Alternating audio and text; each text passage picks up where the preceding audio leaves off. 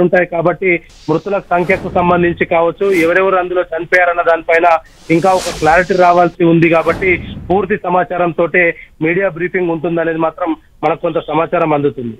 Right Gopi, అయితే ప్రస్తుతం అక్కడ సహాయక చర్యలు అయితే వేగంగా కొనసాగుతున్నాయనేదే చెప్పొచ్చు. కానీ అక్కడ పరిస్థితులు ఎలా ఉన్నాయి చూస్తుంటే? అసలు అంటే ఇప్పటికైనా అగ్నికిలలు అదుపులోకి వచ్చాయి అనుకోవాలా? ఇంకా పొగ అయితే ఎక్కడా కూడా ఒక ప్రక్కన తగ్గినటువంటి పరిస్థితి అయితే కనబడట్లేదు. సో ఆ పరిస్థితి అక్కడ ప్రదేశం ఎలా ఉంది? ప్రస్తుతం 8 ఫైర్ ఇంజన్లు కూడా మంటల్ని పూర్తిగా అదుపులోకి తీసుకొచ్చే ప్రయత్నం చేస్తున్నారు. అయితే పెట్రోల్ అవ్వడం తోటి ఒకసారిగా సహాయక చర్యలకు కావచ్చు, మంటలు ఆర్పడంలో కొంత ఇబ్బంది తలెత్తిన పరిస్థితి అయితే చూస్తూ వచ్చాము. 1:30కు జరిగిన ప్రమాదం అంటే ఇప్పుడు దాదాపు 2 గంటల వరకు కూడా ఇంకా సహాయక చర్యలకు దగ్గర వరకు వెళ్ళలేని పరిస్థితి.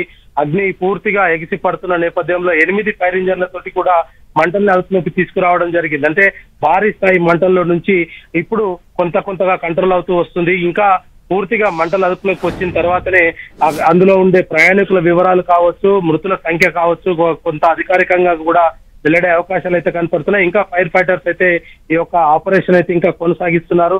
ఎన్డీఆర్ఎఫ్ బృందం దాదాపు 90 మంది కూడా అక్కడ ఘటనా స్థలానికి చేరుకొని అవసరమైన సహాయక చర్యలు చేస్తున్నారు. వీటన్నిటికంటే ముందే ఈ యొక్క ఘటన జరిగిన వెంటనే బిఎస్ఎఫ్ అక్కడే ఉండే బిఎస్ఎఫ్ కూడా వాళ్ళు వెంటనే ప్రమాద స్థలానికి చేరుకోవడము, ఎవరైనా అందులో కొంత వరకైనా ప్రాణ నష్టాన్ని నివారించే దిశగా వాళ్ళు ఇమ్మీడియట్ గా సహాయక చర్యలు చేపట్టడం జరిగింది. ఫైర్ ఇంజన్స్ కంటే ముందే బిఎస్ఎఫ్ అధికారులు కూడా అక్కడికి చేరుకోవడం జరిగింది. ఫైర్ ఇంజన్స్ దాదాపు 8 ఫైర్ ఇంజన్లు కూడా అక్కడ మంటలు ఆర్పుతున్నారు. ఎన్డీఆర్ఎఫ్, డిఆర్ఎఫ్, ప్రభుత్వ యంత్రాంగం అంతా కూడా ఘటనా స్థలంలోనే ఉండి పరిస్థితిని ఎప్పటికప్పుడైతే సమీక్షిస్తున్న పరిస్థితి అయితే కనపడుతుంది. అధికారికంగా మరి కాసేపట్లోనే ఈ ఘటనకు సంబంధించిన పూర్తి వివరాలు తెలిసే అవకాశాలు ఉన్నాయి. రైట్ గోపి. గుజరాత్లోని మేఘానీనగర్ ఘోడాసర్ క్యాంప్ ప్రాంతంలో కూలినటువంటి విమానంలో గుజరాత్ మాజీ సీఎం విజయ్ రూపానీ ఉన్నారు. గుజరాత్లోని అహ్మదాబాద్ నుంచి లండన్ వెళ్తున్న ఎయిర్ ఇండియా విమానం టేకాఫ్ అయిన వెంటనే కూలిపోయింది.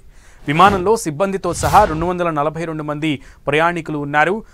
ప్రయాణం జరిగిన వెంటనే సంఘటనా స్థలానికి చేరుకున్న సహాయక బృందాలు రంగంలోకి దిగాయి. ప్రమాదానికి గురైన విమానంలో గుజరాత్ మాజీ ముఖ్యమంత్రి విజయ్ రూపానీ కూడా ఉన్నారు. విమాన ప్రమాదం తర్వాత ఈ విమానంలోని ప్రయాణికుల జాబితా కూడా విడుదలైంది.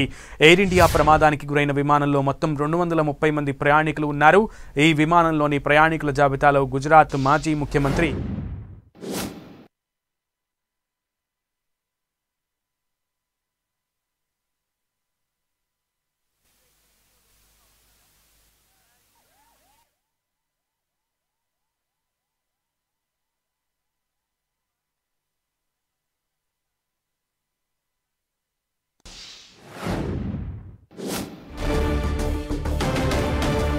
मैं सभी मीडिया के मित्रों से रिक्वेस्ट करता हूं, सभी हमसे सहयोग करें। जितनी पुलिस, उसके अलावा जितनी भी agency, army, BSF, CISF, corporation, collector office के सभी स्टाफ सभी यहां काम में लगे हुए हैं। प्लीज़ हमसे सहयोग करिए और थोड़ी सी हमारे लिए जगह बना के रखिए ताकि हम एम्बुलेंस को ग्रीन कॉरिडोर बना के हॉस्पिटल तक पहुंचा सकें। Thank you.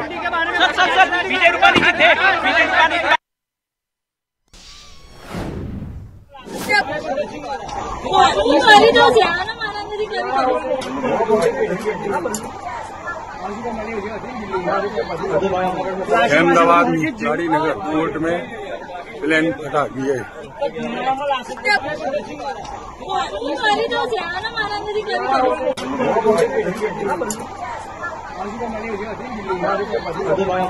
अहमदाबाद गाड़ी नगर कोर्ट में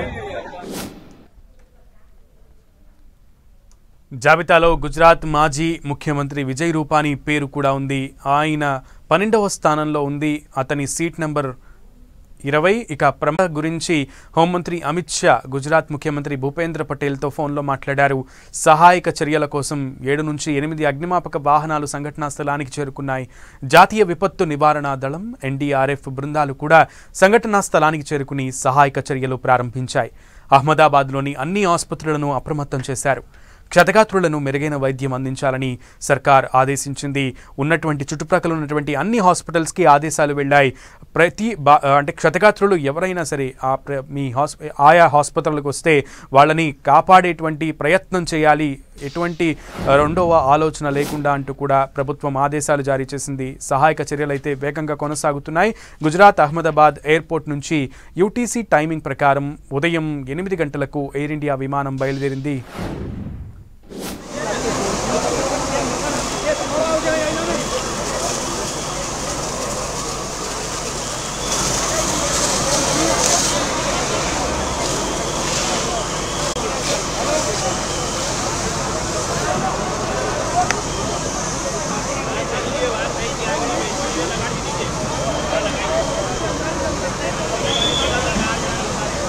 हेलो, हाँ जी, मैं हूँ। हाँ जी, वो मेरे साथ धर्मेश जी है और राहुल भी है।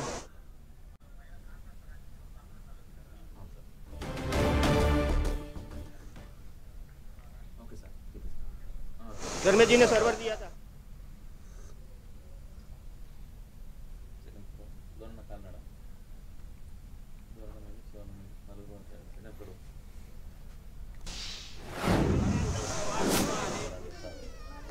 గుజరాత్లోని మేఘానీ నగర్ ఘోడాసర్ క్యాప్ ప్రాంతంలో కూలిన విమానంలో గుజరాత్ మాజీ సీఎం విజయ్ రూపానీ ఉన్నారు. గుజరాత్లోని అహ్మదాబాద్ నుంచి లండన్ వెళ్తున్న ఎయిర్ ఇండియా విమానం టేకాఫ్ అయిన వెంటనే కూలిపోయింది.